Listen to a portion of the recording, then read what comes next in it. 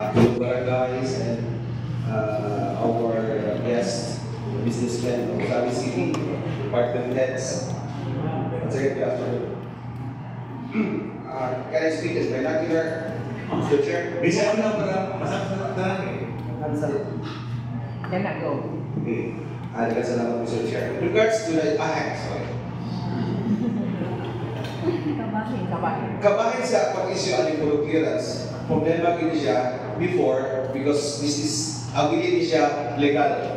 When in fact, ako gini istorya sa mga barangay, unang barangay, protest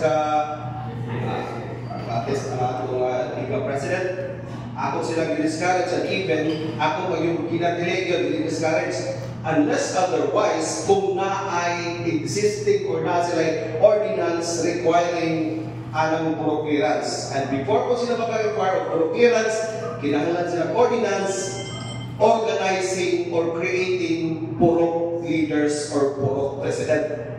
No? Kaya questionable gina, anong mag-require ka ng puro clearance na wala magani sa balaod ng puro president or puro, di ba naman kita sa balaod?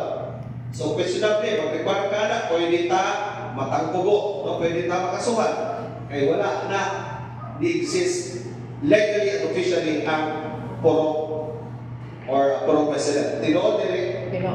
So wala na ratio sa karon o puro clearance, di ba?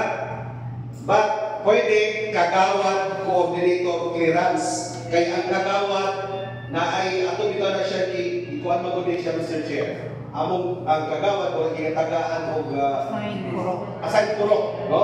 So siya puro coordinator. Maora na siya nga paagi na. Hindi mo sa ilang ako po nagipapel sa ilang sunod na ordinance na kung mag-require sila kana ng kagawad coordinator clearance.